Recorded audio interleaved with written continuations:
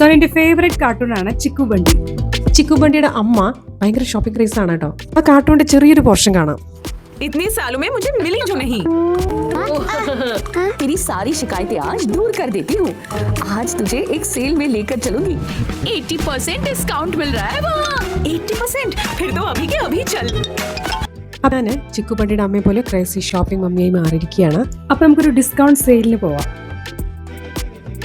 നമ്മൾ കുറച്ച് കാലങ്ങളായി ഷോപ്പിംഗ് വ്ളോഗൊക്കെ ചെയ്തിട്ട് കുറച്ച് കാലങ്ങളായി ഷോപ്പിങ്ങിന് ഇറങ്ങിയിട്ട്, അതായത് ഓണത്തിന്റെ ശേഷം നമ്മളിത് ഫസ്റ്റ് ടൈം ആണ് കേട്ടോ ഒരു ഷോപ്പിങ്ങിനായിട്ട് ഇറങ്ങുന്നത്. അപ്പൊ നിങ്ങൾ വിചാരിക്കും വെപ്പും കൂടിയൊന്നും ഇല്ല എന്നുള്ളത്. ഓണൊക്കെ കഴിഞ്ഞതല്ലേ, ഓണത്തിന്റെ ബാക്കി സംഭവങ്ങളും കൊണ്ടൊക്കെ അഡ്ജസ്റ്റ് ചെയ്ത് അങ്ങനെ ഇങ്ങോട്ട് പോയി. അപ്പോൾ ഇന്ന് തൊട്ടിട്ട് നമുക്ക് വേറെ സാധനങ്ങളൊക്കെ വാങ്ങേണ്ടതായിട്ടുണ്ട്. അപ്പോൾ ഞാൻ മുന്നേ ഒരു ഷോർട്സ് ചെയ്തിട്ടുണ്ടായിരുന്നു നമ്മൾ പാലക്കാട് സ്മാർട്ട് ബസാറിൽ വന്നിട്ട്. അവിടുത്തെ ഓഫറൊക്കെ കണ്ടിട്ട് എൻ്റെ കണ്ണ് തള്ളിപ്പോയി എന്ന് വേണമെങ്കിൽ പറയാം.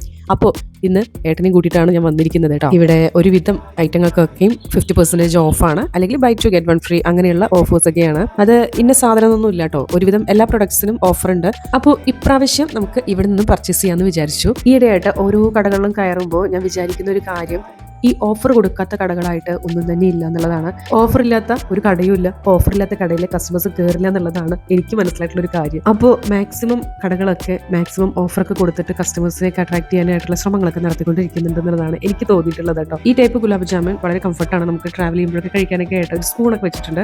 അടുത്തത് നമ്മൾ എത്തിയത് നെയിൽ പോളിഷിന്റെ ഒരു വലിയ ലോകത്തിലായിരുന്നു. ഞാനൊരു റെഡ് നെയിൽ പോളിഷ് എടുക്കണമെന്ന് വിചാരിച്ച് ഇങ്ങനെ നിൽക്കുമായിരുന്നു.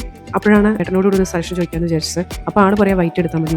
വൈറ്റ് എടുക്കാൻ പറയുമ്പോൾ നമുക്ക് ബ്ലാക്ക് എടുക്കാനേ തോന്നുള്ളൂ. ആൻഡ് ഫൈനലി ഇത് യെല്ലോ തന്നിട്ട് ഇത് എടുത്തോന്ന് പറഞ്ഞു. അങ്ങനെ റെഡ് തന്നെ എടുക്കുള്ളൂ എന്ന് വെച്ചിട്ട് റെഡ് നോക്കുമ്പോഴോ ഒരുപാട് കളേഴ്സ് ഉണ്ടായിരുന്നു കേട്ടോ. റെഡ് തന്നെ ഒരു 3-4 ടൈപ്പ്. അങ്ങനെ ഒരെണ്ണം എടുക്കാമെന്ന് വിചാരിച്ചു. പക്ഷേ ഇതും ഒരെണ്ണം എടുക്കുമ്പോൾ ഒന്ന് ഫ്രീ എന്നുള്ള രീതിയിലായിരുന്നു. അതായത് ആക്ച്വൽ എമൗണ്ടിൽ നമുക്ക് 2 എണ്ണം എടുക്കാം. അങ്ങനെ ഈ 2 എണ്ണത്തിൽ ഞാനൊരു തീരുമാനം ഉറപ്പിച്ചു. പിന്നെ എനിക്ക് തോന്നി ഇതുപോലത്തെ സാധനങ്ങളൊക്കെ വാങ്ങാൻ വരുമ്പോൾ നമ്മൾ ഒറ്റയ്ക്ക് വരിക, ഇഷ്ടമുള്ളത് എടുക്കുക, പോവുക. ഇതിപ്പോൾ ഒരാളുടെ അടുത്ത് ചോദിക്കാൻ നിന്ന് കഴിഞ്ഞാൽ കുറേ അഭിപ്രായങ്ങൾ ഉണ്ടാവും. അങ്ങനെ ആവുമ്പോൾ നമുക്കും കൺഫ്യൂഷൻ. അങ്ങനെ കൺഫ്യൂഷനോട് കൺഫ്യൂഷൻ. പിന്നെ നമുക്ക് അടുക്കളയിലേക്ക് വേണ്ട അത്യാവശ്യം സാധനങ്ങളൊക്കെ വാങ്ങണമായിരുന്നു. കടുക്, ഉലുവ, ഉപ്പ്, പഞ്ചസാര എന്നൊക്കെ പറഞ്ഞിട്ട്. അപ്പം അതൊക്കെ ഒരു തലക്കിന് ഇങ്ങനെ വാങ്ങിച്ച് കൂട്ടുന്നുണ്ട്. ഇതിപ്പോൾ എൻ്റെ സാരി എടുത്തിട്ടൊക്കെ ഒരു പർച്ചേസിങ്ങിനൊക്കെ വന്നിരിക്കുന്നതെന്ന് നിങ്ങൾക്ക് തോന്നുന്നുണ്ടോ? അപ്പോൾ കഴിഞ്ഞ ഷോർട്സ് കണ്ടാൽ മതി കേട്ടോ.